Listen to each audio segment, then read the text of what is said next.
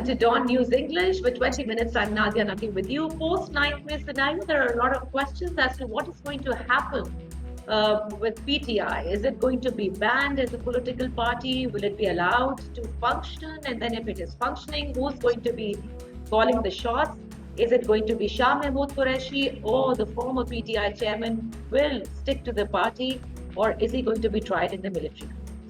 All of these are just questions and questions that are yet no answers. But we have with us Fauzia Kasuri. We all know her. She was a central leader to PTI, and she worked a lot in PTI. One of those PTI workers who had been there since, I would say, the inception time. Thank you so much for joining us, Fauzia Kasuri Saiba. We would like to know, post 9th May, the future of PTI is $1 million question.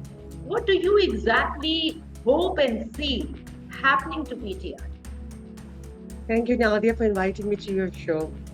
You know, I say this with a lot of sadness in my heart, that PTI was meant to be a movement and for justice, to make life better for the people of Pakistan and to empower the common man in our country.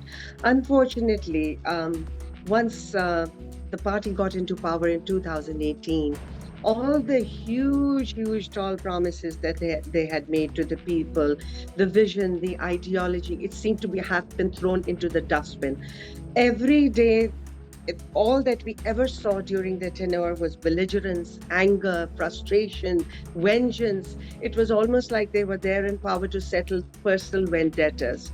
And that is very unfortunate, because they had the opportunity of a lifetime to make things a little bit better for Pakistan and its democracy. Having said that, today, as we see PTI, this is something that was in the making for a very long time, Nadia.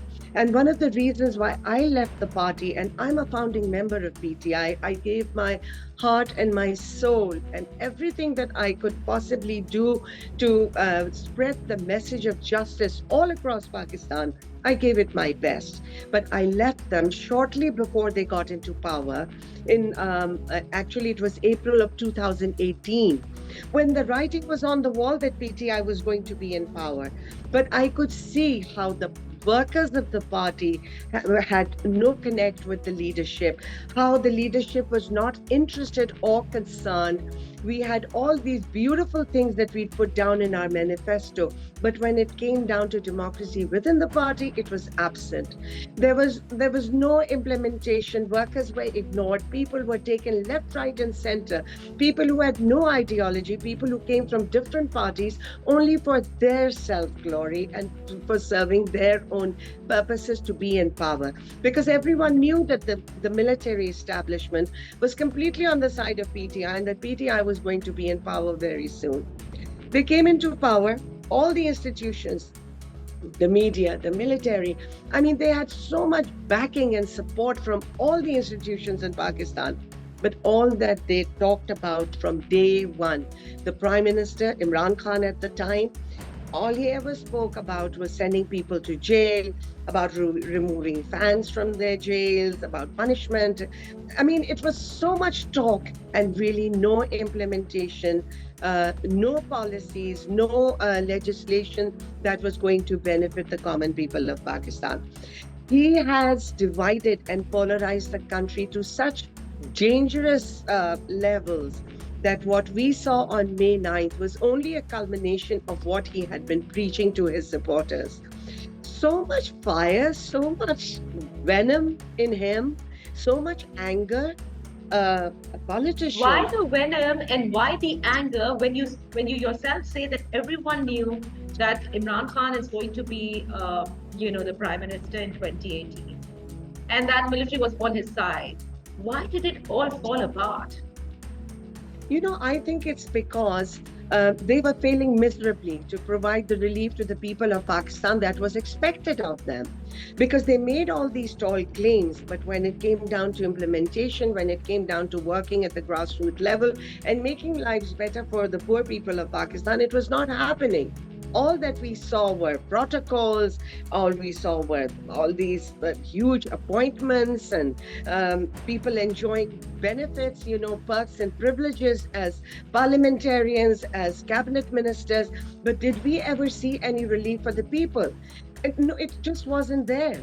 They weren't doing anything, and they were feeling so all that they could. They constantly kept on harping the tune of corruption, corruption, corruption. Whereas they themselves, now these are not, Nadia, this is not something that you and I will say. Transparency International, which is an independent foreign organization, they are on record for saying that the maximum amount of corruption was done in the tenure of Imran Khan, during his tenure. There was so much. One really wants to. Okay, right, there is a report and it did happen. That's why it has been reported. But why did it happen during his leadership is a big question, because he presents himself as the most honest man, as somebody who hates corruption. And that was his narrative, when he came to power. I agree with you. And that is why some semblance of decency was expected from him, because the people had really tied their hopes to PTI.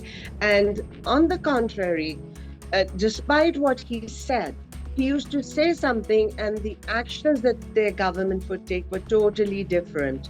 So it was all talk and no action. And you know what the saying is, it makes Jack a dull boy.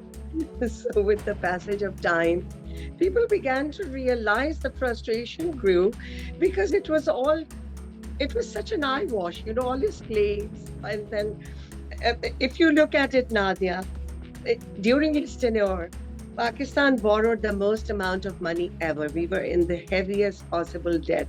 In 70 years of Pakistan's existence, where the debt that was placed on the burden on the nation was the largest amount during Imran Khan's tenure.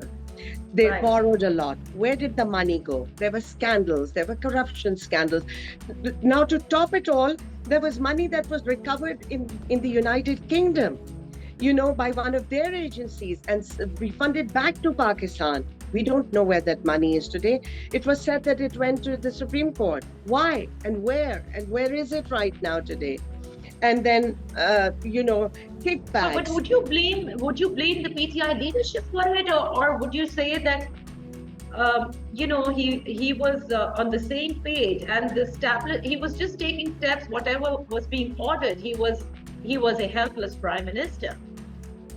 If he was so helpless, he's on record himself saying many a times on the media, that all the decisions are taken with his approval. He's always acted the big macho guy, It was a totally one-man show that he was running, Nadia, totally undemocratic, very much on the lines of fascism. The workers were never taken on board. That's out of the question. And then when you see PTI the way it is today, it had to be like this. It's a completely lost and demoralized political party that perhaps mainly only exists on the social media, because they have collected so much money from Pakistanis here and there and overseas Pakistanis, and they dish out these funds to these YouTubers and these young men and women who speak for them. False propaganda most of the time. Majority of time the news is fake, but they are on the social media very active. Now the thing is that, what is PTI's future, you asked me. I think exactly, and I want to know that post 9th May there's a lot of discussions even amongst the opponents of PTI. They say that this party should be banned from being a political party, because what happened on 9th May is unprecedented. Do you really want that happening, or do you think it should happen, or do you see that happen? Well, in my humble opinion, Nadia, I do not think that PTI should be banned. And I don't think banning a political party is the solution. Now, there are always good and bad people in any political party. But it is the onus of what the direction the party takes always lies on the party leadership. They have to be responsible. They have to be stable. They have to be fair and just because they are leading. They are setting the direction where the workers have to go. The workers don't know any better. They always look up to their leaders. So it is the responsibility of the leaders, and they are always to be held accountable. Nadia, my issue with PTI was not anything personal, but I used to speak for the workers of the party. I used to speak for us to implement our manifestos, to speak about, to adhere to the policies that we talk about. But we were Right. always deviating from them. It was always about what pleased the leader of the party. That's not how political parties should function. Politics, anyway, sweetheart, I think, Nadia, it's not about killing your opponent. It's about taking people on board for collectively for the betterment of your country. You don't condemn constantly. You don't condemn the rest of the political parties. After all, they Right. have a vote as well. They have been on the ground working. They have representatives sitting in the parliament also. You do make some good legislation, you pick the good from the bad, and you differentiate and you proceed according to the ideology of your party. But the point is, you should have an ideology. PTI had an ideology before it got into power. It used to talk about it day and night. And as soon as they were in power, it was almost like they didn't want to be reminded of the promises that they had made and what the ideology of the mission of PTI was supposed to be. And so when you did this, you got lost. It was a one-man show.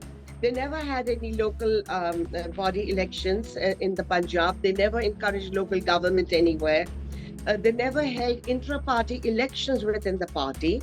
It was just what the boss wanted. And the second-tier leadership were always, their aim, it seemed, was to please the boss. Because obviously they needed cabinet positions and they needed all the perks and privileges. So if the boss is changed, because you said that banning a political party is not the solution. So don't ban PTI, change the boss. Okay, so I think, Nadia, that today the way things are, instead of banning PTI, those who have taken the law into their hands and have attacked the state of Pakistan, have attacked the army institutions, the monuments, the graveyards of our shaheed, our martyrs, all those people who have been involved in the May 9 incidents, those who have been the planners, those who have executed it, and those who have provoked this kind of violence, they must be taken to task. It does not matter, man or woman, it makes no difference at all. When you attack the state and when you challenge the state with violence, then you should be prepared for these consequences. Look, Nadia, what's happening in France today. They have nearly arrested over 3,400 people in the protests in France. They did not differentiate between men and women. I was watching on the news, they were actually pulling women by their hair and dragging them. They have arrested them because they attacked the state. This is not allowed. It's not permissible in any society.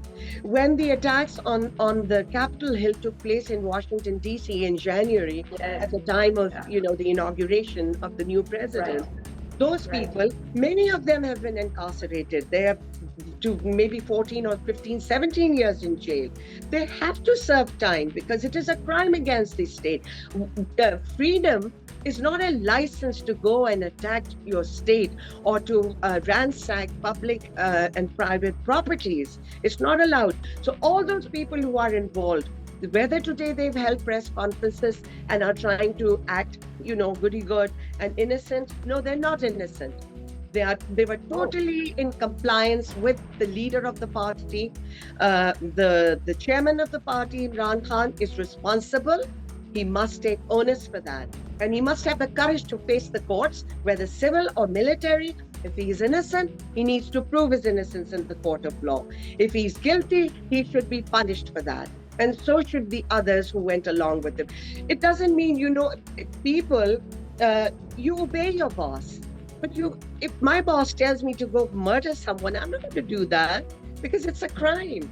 You just don't follow. So Fauzia, then, because we have little time left, I want to know, do you really think Shah Mahmood Qureshi could lead the party, and if the PTI current leadership can step behind, there might be some future of the party to remain in the system.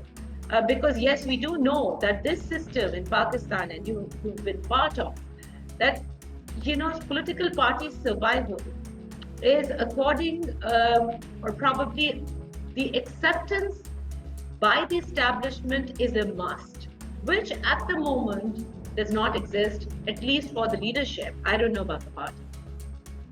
Nadia, I think that the way forward should be that there are credible people in PTI, and PTI, we should have somehow there should be a fair intra-party election that should be held, and the workers should decide who they want to be led by in the party. There are always people like Justice Wajuddin, honorable people like him. There's Tasneem Noorani Saab. I have worked with these people. I have seen, and I know that they are credible. People have faith in them. And they're all sitting outside. They were never part of it. But it's okay. All of these people. Even if they're sitting outside, they haven't left the party. I would have loved to volunteer, but I'm not in the party anymore.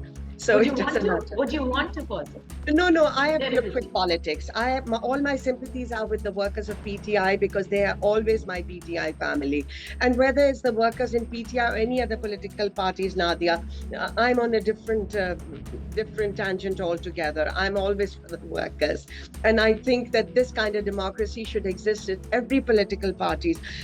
Nadia, I'm not against family members, being in the succession line in political parties, as long as they are working, as long as they are on the ground and they are not taking holidays or out on vacations anywhere. But if day and night they are working on the ground, they have a right to be part of a political party that their elder has been with or are with. So there's no issue with that. The problem is when out of turn, when it doesn't seem fair and just, when you ignore workers to promote someone who has had no role to play in the party. So that's a different subject altogether. Every party should have a succession management plan. PTI had none. PTI had none because Imran Khan never wanted anyone to be a leader except himself. He always wanted all the limelight on him. And I have to say this very quickly, Nadia. It makes me very sad to see that even today, when Pakistan is facing such huge and tremendous challenges of all kinds, security, the climate situation, our economic situation, despite all these problems, even today, PTI is so angry, Imran Khan. He is so upset that he's not in power, that they're using the overseas Pakistanis to malign the country's institutions, especially the army, and to say that, there are human rights violations in Pakistan and so on and so forth. There are human rights violations in all countries of the world, including the United States. Even today, we have Black Lives Matter. We have those protests every now and then. In every city of the US, there have been protests. So people, there are always going to be human rights violation. That's a given. Now, how we control them through proper policies, legislation, through justice, through a just court system. Pakistan's judicial system is very flawed at the moment. Unfortunately, it's seeming very biased. The top judiciary, the Supreme Court of Pakistan, appears to be very biased. And no wonder that they are so low in their ranking, right at the bottom in the rating, in the world ranking. So a lot of things need to be improved, Nadia. So I think that it is time Pakistanis, and Pakistan needs unity. We need to be united. I am against the extra constitutional intervention of the Pakistan army in the politics of Pakistan. But the way Imran Khan has acted, they have become even stronger. But for the time being, and forever actually, we do need the army for their role that they play in the security of Pakistan. So we cannot malign them. We need not do that. We need to be united. We need to be tolerant, and we need to proceed forward for the unity and for the betterment and prosperity of Pakistan collectively and together. Okay, last 40 seconds. I just want to know, you just mentioned overseas Pakistanis, but the love for the PTI leadership by the by these workers, these supporters, is not fading away. Because PTI is no longer a political party, Nadia, it's a cult. And you know how cult members are. They worship, they don't know any better. They don't know any better, but I would like to tell those cult members who are sitting overseas that if they feel so strongly about things, they need to go to Pakistan. They need to be on the ground to defend their party and to defend their leader. And they should try to do something like that here in the country, in the United States or in the UK or wherever they live. They won't do it. They abide by the rules here. It's only Pakistan that they like to take these pot shots at because they think they can get away with it. But I hope and pray that in time they will all be identified by our agencies in Pakistan. And once they are in Pakistan or traveling elsewhere, that they will be apprehended, they will be questioned because they are not allowed to do this. They should not be allowed to hold Pakistani nationalities and be dual nationals if they are going to disgrace Pakistan sitting in countries abroad. Thank you so much, Fauzia Kasuri Saiba, for giving us your time on Not 20 at all. minutes. Thank That's you all and for be now. safe. Be safe. Allah bless you all. Take care. Goodbye. Khuda Hafiz.